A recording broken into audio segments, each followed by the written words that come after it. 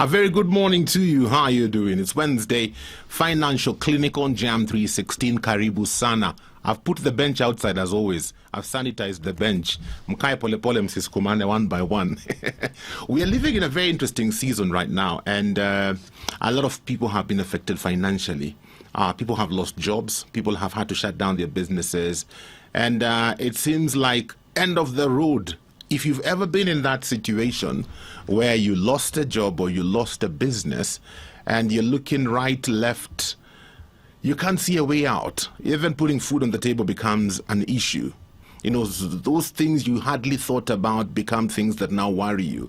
You hardly thought about bus fare or money for fuel. You hardly thought about rent. You hardly thought about food on the table. But now those are the issues that are weighing you down and depressing you. And sometimes you get to that space and you wonder, is there light at the end of the tunnel? Will I ever get out of this situation? Well, I have a guest who will be talking to us today, sharing her story of how she hit rock bottom and how she was able to build back again, just to encourage you and to let you know there is light at the end of the tunnel. It's not over until God says it is over. And so if you're one of the people I'm talking to this morning, you lost a job, you had to shut down your business, your finances have been greatly affected by this pandemic, and making ends meat is becoming an issue, this testimonial for today is for you, to encourage you and to remind you all things work together for good to them that love God and are called according to his purpose. So leo ni Wednesday inakuwaga siku ya kliniki ya mfuko, financial clinic, and today I have an amazing guest in studio via Zoom, Daisy Nyaga. Daisy, how are you doing? I'm good. Thank you, Pastor James, for having me. It's good to have you on the show this morning. We can't wait to hear your story.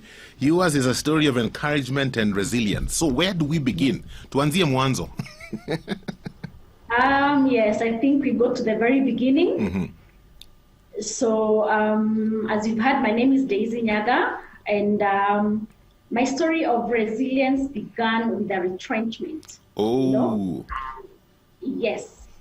And I once worked with the Kenya Airways as a flight attendant mm-hmm. for 7 good years. Mm-hmm. And so I traveled the world. I enjoyed the good things that the world has to offer. Yeah. I had a comfortable life, a life that was a dream of me, mm-hmm. you know. Mm-hmm. And we always think that the life will go on like that, yes. you know. You settle into your job and you're thinking, man, for the next 3-5 years, I want to do A, B, C, D. Mm-hmm. You have your salary all planned out for, until what you didn't expect happens. Yes. So in the year 2012, September, I remember very well, I came from a flight. I was actually working overnight, and this was a flight from Amsterdam, mm-hmm. an 8-hour flight. I was a first class flight attendant, or rather I served the business class. Mm-hmm. And on arrival into Nairobi, the first thing you normally do is actually switch on your phone, because you've been away for about 3-4 days. And so many messages come in, you know, people are trying to call you when you were away. And one thing that I remember came on was a message from the company. Oh. And it said that there's an urgent meeting that same very day at 2:00. So I'm like, what would be so urgent? You just come from work that they can't wait for tomorrow or after you've rested. And so several other people also received the same message on my flight. And we all got very curious, like, have you got this message? What could it be all about? Yeah. So now the rumor started going around that possibly it is a meeting for retrenchment. Oh. Because they had a rumor. Yeah. But nobody knew when this would happen, or who was actually said to go home. So when the rumor started flying around, what are some of the thoughts you had? Because ulikuwa umepanga maisha yako, now again retrenchment. What are you thinking at that point? To be very honest, the previous month I had actually received an award from the company. Oh. Which was Excellence Awards. Wow. Right? Yes. As a runners-up. So I kept thinking to myself, even if it's a retrenchment, I think I'll be safe. Yes. You know? Yes. I've just won an award last month. But again, I said, well, let's just go, because what is so urgent that they can't let us go home and rest and come the following day. So to cut the long story short, of course, I went home, but I was very disturbed. I kept asking myself, what's so urgent? What's so urgent? I'm so tired, I need to sleep. Mm-hmm. So back around 1 o'clock, I drove back to the airport and I went to the meeting with a group of about 400 fellow colleagues.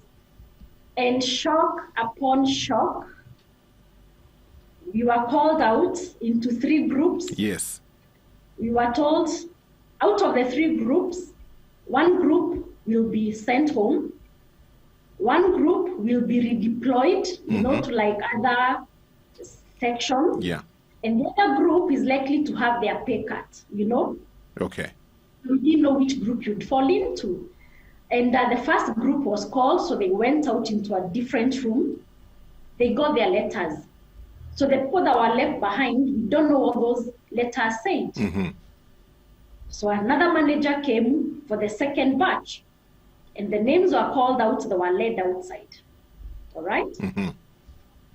So by the time I was called in the third group, some messages had begun coming from those who had left before us. Uh-huh. And they were saying, "Hey, I was in group 1, and we are the ones who've been sent home. Oh.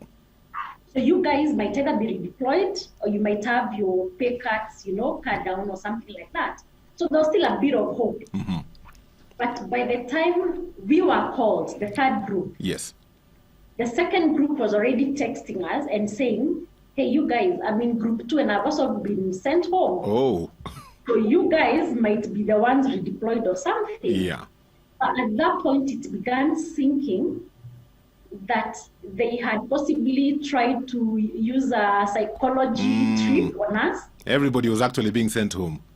And actually, we were all being sent home. Okay. So when I saw that letter, the first thing that hit me was shock, anger, a bit of bitterness. Mm-hmm. I'm like, did we have to go around in circles? Yes. Why so sudden? We just come from work. And other people had actually even reported for work that same morning. But they were told, "Hey, wait a minute, there's a meeting at 2 o'clock. Were you guys given any reasons? Were you given any reasons why you're being retrenched? Yes. It's always the company is right-sizing, it is downsizing to prepare for the next phase. Okay. Or the economy does not, will not support your roles. Yeah. So there's always a reason attached to it. Okay. And that was the beginning of a very rough journey downwards. So tell me, Daisy, you received your letter, and now you're leaving the premises of work premises. Unatoka airport ukirudi nyumbani. What are some of the things that are going through your mind, because your life has been disrupted suddenly without warning? What are you thinking? James, that was one very long drive home. Because remember, you're tired, you have jet lag. I had an 8-hour jet lag. Yeah.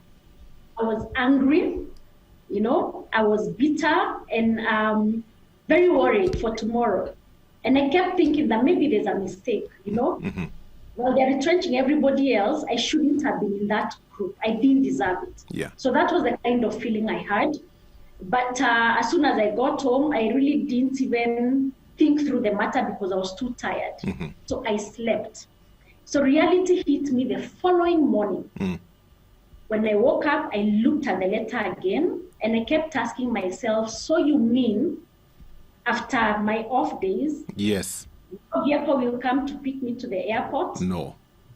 Nobody will call me to tell me your next flight is XYZ, Wow. And that end month, I will not expect a paycheck. Yes. So reality hit me the following morning and it was devastating. Wow. I think I can do that. It was devastating. Did you break down and cry?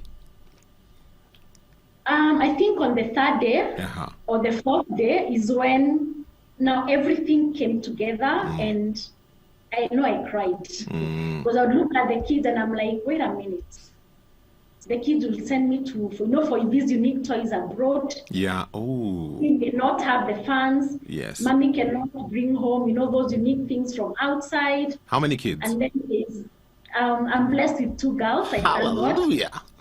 Yes, 14 and 9. Wow. It's a journey.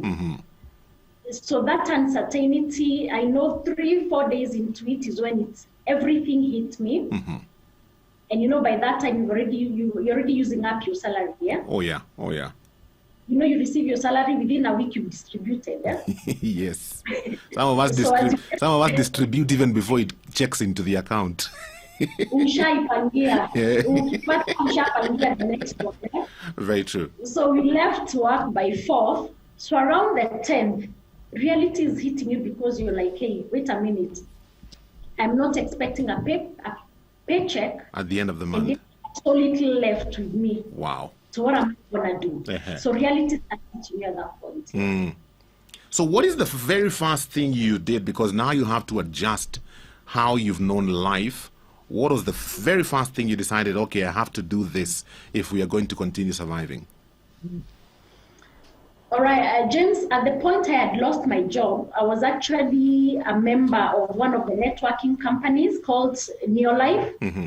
But I was a member to use the products. Remember, you're flying a lot of jet lag. So I used to use a lot of supplements to help me manage the time zones. So the first thing that I did, I kept thinking, now maybe this thing I'm always told you can make money. Mm-hmm. I think now, Namaringo, you don't want to go for the meeting. Yes. You're flying. Now you're telling me to go and sell supplements. So at first I thought now that could actually be my saving grace. Mm-hmm. And so I remember calling one of my leaders and then telling him, hey, you know what, Fred, imagine I've been retrenched. So I don't know, could you just explain how I can make a few extra coins? Na hiyo kitu nasemanga. Because me, I just buy the supplements. Yes. And true to the word, that is what I started relying upon. Okay. It was the hardest thing to do because remember, you're used to flying. Yeah. So even your connections, most of your friends, your colleagues, actually in aviation. So now here I am trying to establish a new network, new friends, wa huku chini, as in huku wa huku Nairobi. Yeah. So it was very difficult. But I thank God because through that, I would push and sell one supplement, and omega-3 was my favorite. Yeah. I make my 100 shillings, my 150 shillings. Wow. And that is what relying on, and it was very difficult. Okay. Did you guys have to move house? And one of the very first things people think of, okay, we have to downscale. Maybe if the children were in a private school to a Rudishoko public, we move to a different neighborhood. Did you guys go through all that? Yes, James. I definitely, I started the downward roll because remember after the retrenchment, the case went to court. We filed a case against the company. Okay. So that meant none of us could access our monies immediately. Because you have an ongoing case. Because we have an ongoing case. So we had to sit through and wait for the case to be settled before we could access the money. Wow. So I did not downgrade immediately. I did not move houses because I knew I'll get some money at some point. And we were hoping it would be a month, 2 months, or 3 months down the line. But shock on you, James, with the court processes in Kenya, 2 years down the line. Atea, 2 years. Believe me, 2 years down the line. Tunaenda court appearance, sijui mention, sijui stay order, I don't know which order after which. 2 years down the line, the case was still ongoing. Oh my goodness. And by that time, remember you have rent to pay, you have the girls in school, you need to eat. So I had to start downgrading. I think about 5 months down the line, I couldn't keep up with the rent arrears because I was paying the manusu. I would pay half and say, we are still expecting big monies from the court. So don't worry, once the money comes, I'll be able to clear the arrears. But that never happened. So about 5-6 months down the line, the journey was going rough. I had to start moving. So I looked for a cheaper house. And a very cheap house. Yes. It's the kind of house I would have never imagined myself, And this house, if you just allow me to describe it just a little bit for the listener,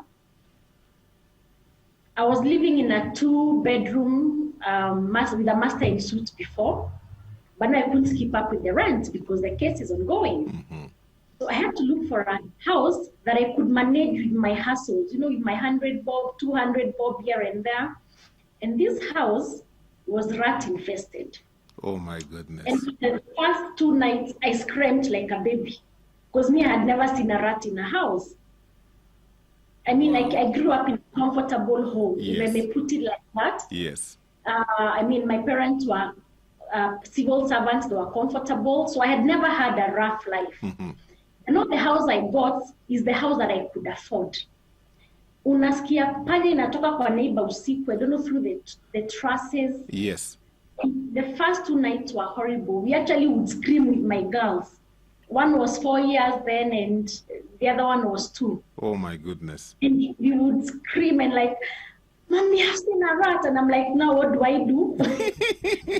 So tunainua miguu and we are like, inapita inarudi kwa neighbor. And it was just a harrowing experience. Of course, food also I had to downgrade. Remember, I would bring stuff from abroad, you know. Yeah. Buy packed food, cereals from outside. I would shop, you know, trolley ile unajaza mpaka ya next month. Yeah. But this time around, even shopping for 1 week was a challenge. So I started living day to day. Unapata pesa ya leo, you buy things for that day and trust God the following day. Wow. So that is how life became difficult. But the only thing I never changed was my girls' education. Okay. We were going to a relatively high-cost private school, but I told God, hata whatever else I'm downgrading, to give me the grace not to affect the girls' education. Yeah. That would affect them, their destinies. And I never wanted to take them through that psychological torture. Okay. You know? Okay. Shortly, we'll talk about how you began putting pieces back together and how you got yourself out of that situation. If you have any questions for me this morning, 20316 is the SMS line. WhatsApp number 0786 316 316. We are getting to hear Daisy's story, how she hit rock bottom and how she was able to rebuild from there. If you are at rock bottom right now, it's the best place to be, because there's only one other direction you can go, and that is upward. And I hope this testimonial will be of encouragement to you. It is the Financial Clinic, Clinic Yamfuko, and today joining us via Zoom is Daisy Nyaga, sharing her testimony with us. Your comments are already coming in. This one says, wow, Daisy is so hilarious. I can't wait to hear what happened next. Is this a testimony or investment clinic? It's both.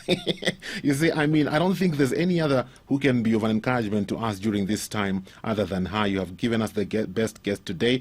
Karibu Sana. I'm glad you're enjoying it. Another comment, this one is from Essie. Essie, you say rock bottom feels like Joseph in the cistern waiting for the chariots to carry him as a slave. Thank God the story doesn't end before God decides it's over. This one says, great conversation, very inspiring. So what would you tell friends when they come to visit you? A new apartment and... this is a good question for you, Daisy. So now that you've downgraded to this rust-infested place, oh my goodness, I can't even begin to imagine what the children thought. Did you have any friends come and visit you, and what was their reaction?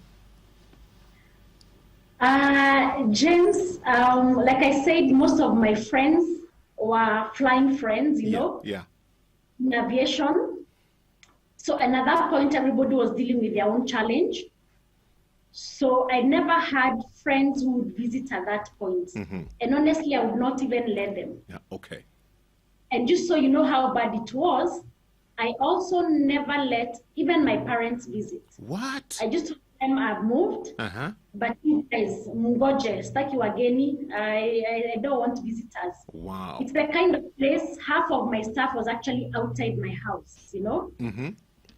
One of my sofa sets was outside. There was so much outside, but luckily it had its own compound. Okay. There are those houses in Zimmerman, Yeah. you know, the old houses. Yes. They had their own compound.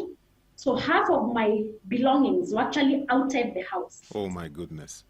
It was too much to be fit in. So I never really let anyone visit. It was me, house girl, na watoto. Okay.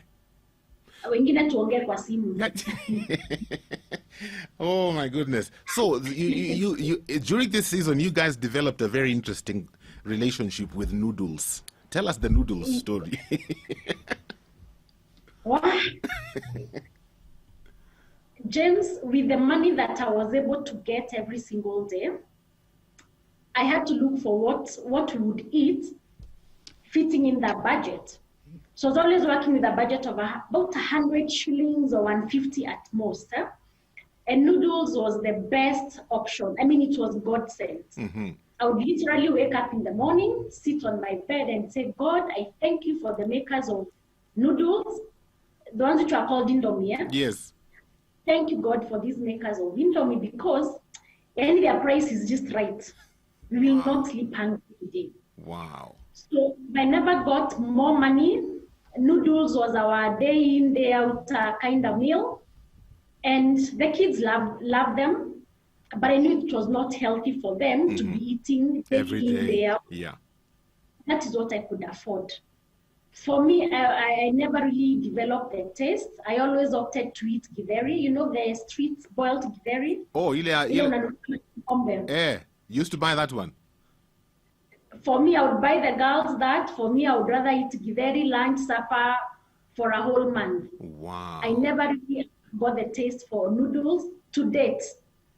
I get shivers when I see them. And I tell God, mini CPT hapo, it brings me back bad memories. Yeah. But I thank God, because there are those who may be in that season where they may be needing that. Maybe that's their only meal. So things were hard, James. At that point, did you ever feel like God had abandoned you? Did you ever question God, why is this happening to me? Too many times. And if God was a man that could sit, trust you, I would have boxed him a bit. I'm like, why me? I'm a good girl, you know? I don't do bad things, in quote. I live a generally good life. Yeah. Do I deserve this? I'm an excellent worker. I have an award at work. So why me? So I questioned God many times. But I thank God, because it's during that moment that I developed a very close relationship with God. Because we are told when everything else is not working, you run to God, Yes. you know? Yes. Sometimes, maybe before I was just taking him casually, but this time around I really sought God. I'm the kind of person that began going for morning glory services, you know, because you want to hear an encouragement from morning, lunchtime, evening. I never missed a single service for so many years, you know? Yes. So at what point did things begin to change for you? James, things got very bad in 2013. That was like 1 year after the retrenchment. No job was coming. Court case was dragging on and on. Bills and debts were piling up. So in 2014, I opted out of the case. That's now the second year. And the reason I opted out of the case is because I had even surrendered my children's education policy. You know? Yeah. You know, I ran out of cash. I borrowed here and there. Rents were piling up. School fees was piling up. So I surrendered one of the education policies, and that sustained me for a few months. It was almost 200,000. So I used that for a couple of months, you know, paying up a few of the arrears. Now, when I saw this money has also ran out and the case is ongoing and there's no end in sight, I said, you know what? I will opt out of the case and rebuild my life from there. Okay. So that's the step I took in 2014. But for me to take that, there was a lot of spiritual, I would say a lot of engagement with God. I really sought God's guidance, so to speak. And he kept speaking to me through Isaiah, you know, behold, I'm doing a new thing. Do you not perceive it? Yes. So it's like it's like I was trying to hold on to this job, it's gone. But God is talking to me on this side that he's doing a new thing. Do I not perceive it? So I made up my mind. I opted out of the case. I got whatever finances I got. Okay. Did that come through? Did that come through immediately? Yes. Okay. The process was quite fast. As soon as I cleared, the money had hit my account within about a month. Wow. Yeah, so, it was very fast. So I just went to the workplace. I returned all the uniforms, the suitcases, you know, company materials. And within a month, I had my money in my account and I got a relief. Now it meant I could clear up a few of the piled up Debts. bills and debts. Yes. And whatever was left, I got into business. Remember, if you've come from aviation, there's no any other airline to employ you, right? So I didn't see like I would get any other related job. Okay. So I decided to go into business, and I imported what is called the electric lunchbox. That was in 2015, and that did very well. So life started now picking up. Okay. In that space, I was able now to move from that very horrible house, which was God sent at that point. Yeah. And I moved houses twice in 1 year. Wow. That's how desperate I was to go back to my level, you know, to the kind of life I used. So my business picked very well. I would bring batches of 500 and they would sell out within 2 months. Wow. 500 sell out within 2 months. I mean, now I'm like, now God, finally. Yes. Thank God, because you have had my cry and you've stepped in. So I started rebuilding life, and I rebuilt quite fast. Where were you selling this lunch boxes? Were you selling them online, or did you have a shop? Yes, I was selling online, and I also had a shop at Sonalax House in Moi Avenue. Okay. Yes, so whoever made inquiries online and they wanted to see the product before they sold, they would always come to Moi Avenue. They would find me there. And I was among the very first people who got into online business, and business did well. Yes. So like God restored me almost not Maramoja, but you know, things just improved very fast. I moved houses twice in 1 year, and just so maybe the viewers appreciate, I ended up at Safari Park Gardens. Wow. You know, from that infested house, Yes. Safari Park Gardens, within a year of doing business. Wow. But while I was still there, now I started planning now, if business continues like this, I'll actually be able to build my home. So now the good thoughts of rebuilding and being restored came up. And I started plotting how I will now buy a car in a couple of months if business continues. Because I'd already disposed my car when I lost my job. Yeah. Hey, but James, this life is full of twists and turns. I'm telling you. So because the orders were really coming in, I thought to myself, instead of running out of stock every 2 months, why don't I put together all my savings and import a container? Ooh. So that now the stock lasts me almost a year, 8 months to 1 year. So that is what the entrepreneur in me told me. And I did exactly that. I got in touch with my supplier, placed my order, I put in my 1 million, na nikangoja miezi mbili for my stocks to arrive. A whole container. It was actually 13 CBM, that's like 3/4 of a container. Yes.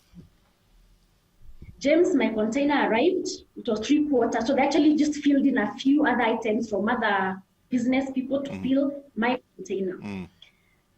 My stocks arrived at the port of Mombasa. This was end of December 2016, January. And remember, this is a time we are starting now the electioneering campaigns. So cash flows were already much lower in the economy. Yeah. You know? And when I put in the stock, I put every single coin. So I forgot that I needed money to clear. Oh. That I needed money to keep the office running, what you call working capital. For the 2 months, the order was in progress. So my goods arrived at the port.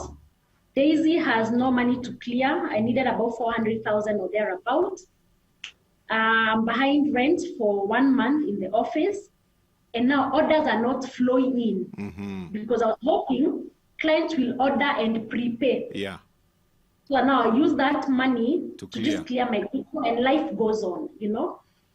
But sometimes plans never go as you have put them down. And that ushered me into another sort of a mini rock bottom, because now I got stuck. I have goods that need to be cleared. And that now led me into a bit of debt because I was trying to borrow here and there to clear my goods. And the cash flows are not coming from customers. So to cut a very long story short, I was not able to clear all my goods. Oh. I was only able to clear just a very small portion. And when I cleared that, again, business, the flow was not the same. Yeah. Because now we have gun campaigns, there was a lot of tension, people are holding on to their monies. And I think that was a very difficult time for me. Now, this one led me into depression. Oh my The goodness. retrenchment one, I never hit depression stage. But now this one, it led me to depression. Wow. Because I'm like, I wish I had just ordered like, my usual 500. Yeah. I started now regret. Why did I order so much? And then now business flows just stop. The orders are not coming in as fast as they were. Yeah. James, that led me to a couple of debts to clear part of the goods. The other goods to debts, I don't know where they are. That's a story I don't like going back to. Yeah. I had to close my shop at Moy Avenue. I had 2 full-time staff, an office admin and a rider. Yeah. And a motorbike for the business. So I just had to release them. Yes. I sold the bike.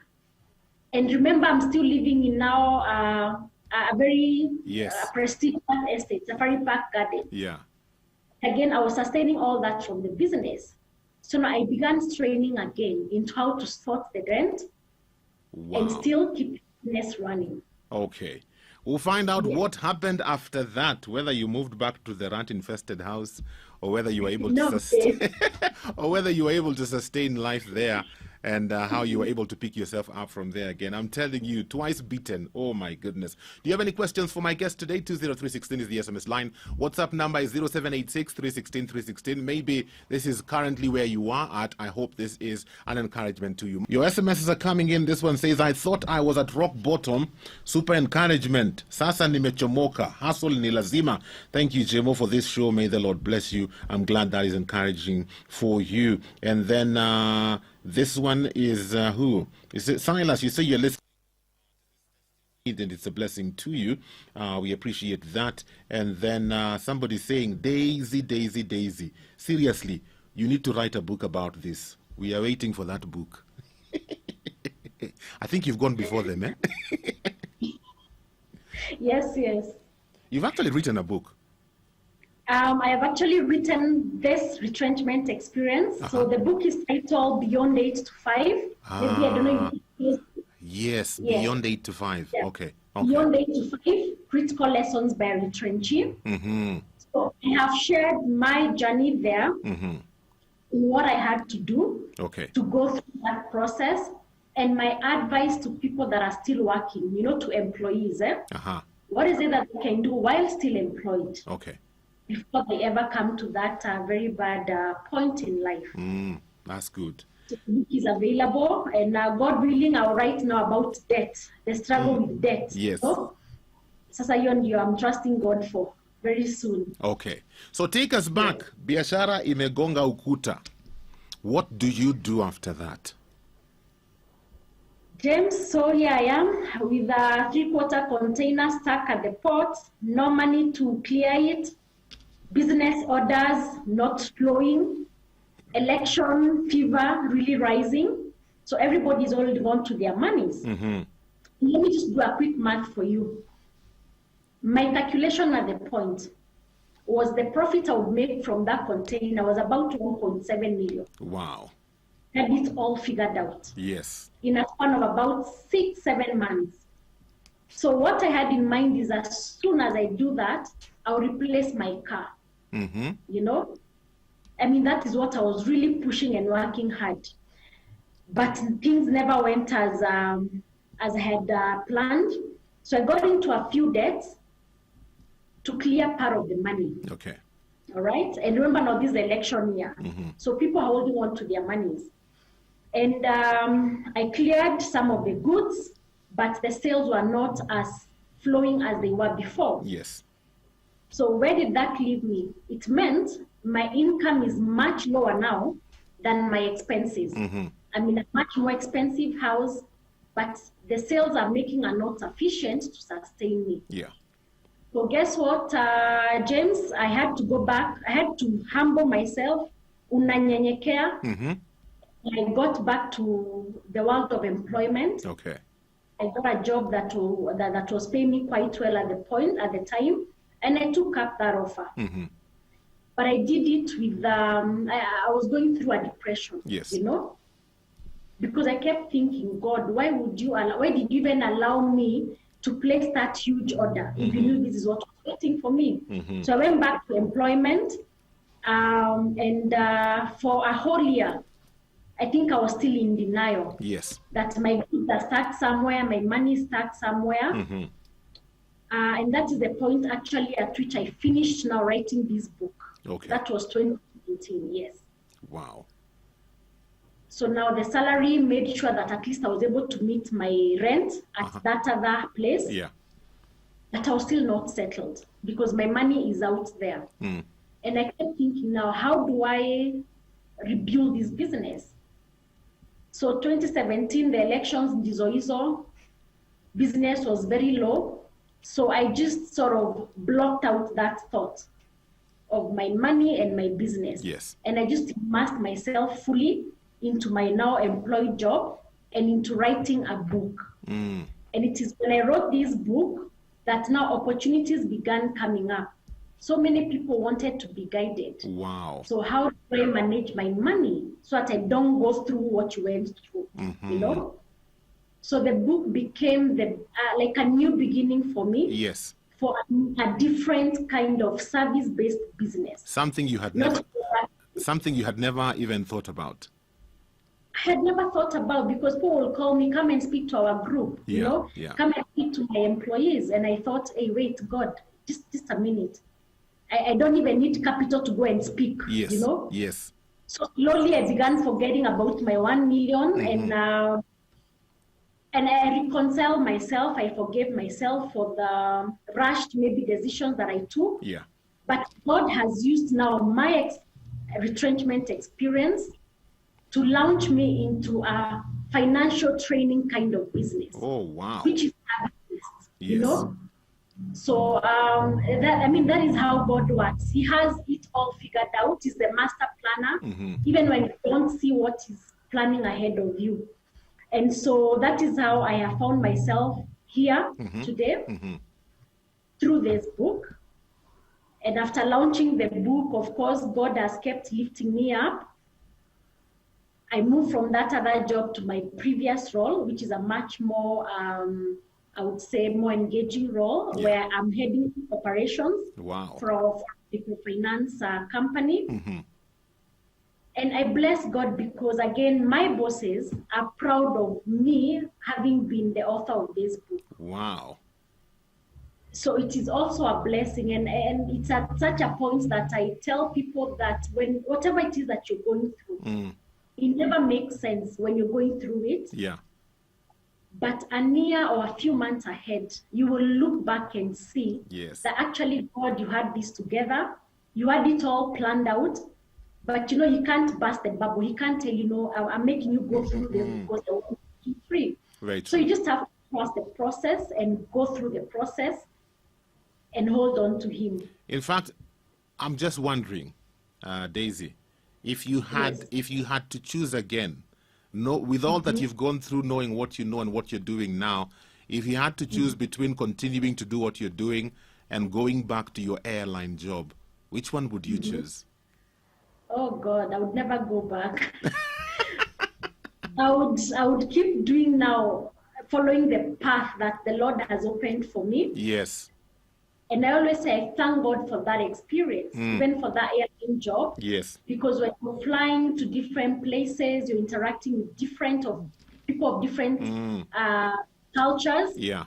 There's something it does to you. It opens up your mind, you know? Yes. It shows you possibilities. Exactly. At the same time, helping you appreciate your home, you know? East or west, west. So I thank God for that beginning of my life. Wow. But I'll never go back to it, yes. You know, I'm just thinking through your story, and I can see the hand of God from beginning to end. You know, because even just like you're saying with the airline job, you are exposed to possibilities. You know, different ways people live their life. And if I'm to be honest, what I'm thinking is that, you know, God God wanted you to talk to people about possibilities, but he had to get you to a place where you experience what majority of people experience, so that you're not speaking from a bubble. You're speaking about things you've personally gone through. You know what it feels like not to have rent. You know what it means when you have children and you don't know where the next meal is coming from. And so I would feel safe talking to somebody like you about money, because you know what you're talking about. You've been there, you've done that, you have the t-shirt. Yes, James. And indeed, like if I can just run down the 5 chapters in my book, just the title. Yes. Because I know this will connect with somebody. My first chapter says that your employer is not your mommy or daddy. Ooh. It's the truth. Yes. You tell it as it is. In the second chapter, I tell people that you need to stretch yourself and test your elasticity. How much more can you do? What is on the inside of you? What are your talents? And how can you make them work for you? You know? I also tell people to maximize the opportunities at the workplace. Yes. And if you just allow me an extra minute in this, many people complain about their jobs or their biasharas, you know, oh, it is this or it is not this. But right there in that job, right there in that business, no matter how small, there are other opportunities that you can explore. Yes. So I challenge people to look through those opportunities. In the 5th chapter, I challenge people to accept and adjust to change. I mean, look at how we are now doing interviews. I'm no longer in your studio. Imagine. We are doing it via Zoom. So everybody must accept the changes that are happening in the world, and you must adjust to them very fast. Don't keep saying, oh, I want to go back to the new normal. I mean to the old normal. Yeah. It is what is now, what is it that you need to do at this point, and adjust to it. So whatever it is that you're going through, accept, number one, accept you've lost your job, accept your biashara may not pick or may not go in the direction you had intended, then adjust to that situation. And finally, my last chapter, I always tell people, you need the faith to start all over again. Sometimes don't hang on to what is gone. It is gone, it is gone. Yeah. What you need is the faith to start all over again and tell God, you know what? I just need you with me. Yes. And I am willing to follow your steps. And once you do that, trust you me, you'll be amazed at the new world you had never imagined for yourself. Wow. Yes. I have Frank Gitonga from Kalegi Cars, Mombasa. He says, thank you a lot, Pastor James, for bringing in Daisy Nyaga to share her story. I've known her for barely 1 month now, and I've just done business with her, and for sure, she's quite an inspiration to me. Thanks a lot, and may God bless you. Oh, wow. I'm so humble because that's a client. Yeah. Wow. I just gave him some business, I think 2 weeks ago, and I thank God. Wow, that's good. That's good. Yes. Daisy, I'm out of time for today. What's your parting shot? What would you tell, especially those individuals who have lost their jobs in this season, or they've had to close down their businesses, or maybe even taken a pay cut? What would you tell them as we wrap up? All right. If you've already lost a job or you've had to close your business, I'll tell you it is not the end of life. Look at what you have in your hand. Yes. What is it that you have at the point you are closing? Dedicate that to God and tell God, you know what? I have this little, like a mustard seed. Guide me and show me where to start. For everybody, look at talents or skills that you already have and challenge yourself how you can make them earn you a little bit more income. So skills or experience you already have, or talents or hobbies, start working that out and trust God to show you the way. And then very important, it's a proverb we learned in English. Make hay while the sun shines. Yes. It may not be shining as bright as it was before, but always endeavor, always endeavor to put something small aside. One, towards your emergency fund. That's like a savings. Yes. And also to invest. And when we invest, you're putting money to work for you. Yes. So let's not eat with 10 fingers. What my pastor says, eating with 10 fingers, unakula kila kitu. Yeah. Always, it doesn't matter how little. You make 100 bob, put aside 20 bob. You make 10 Gs, put aside 2,000. Yeah. 1K, weka kwa emergency fund, the other 1K, invest in safe assets, T-bills, money market fund, treasury bonds if you can. So make hay while the sun shines. Great. So that the day it rains, you have a small umbrella that can cushion you from the wetness. Wow. Daisy, thank you very much. You've really encouraged us. I'm getting so many responses. People say they're encouraged. Somebody says that's a message for Sisi Walimu or private schools because we are stuck now. That has really encouraged them. Thank you, Daisy. We'll definitely need to have you back to give us more insights into personal finance because that's now the area where you are thriving. Asante. God bless. Thank you so much, Pastor James. I thank God. Asante pia. We are out of time for the financial clinic for today, but something I must mention. Taimagini, if Daisy had not written that book, just try and imagine if she had not written that book. What am I saying? I'm saying we have things on the inside of us sometimes. We are waiting for solutions out here. Na saa zingine solution iko huku ndani. If she had not documented her lessons through her experiences, it would not have opened the door that she's thriving in now. The same applies to you. For this and more of our shows, log on to www.familymediaonline.com to enjoy a wide variety of programs from current affairs to testimonials and features, pastoral and inspirational shows, kids entertainment, and so much more. Also stream live on www.familymedia.tv.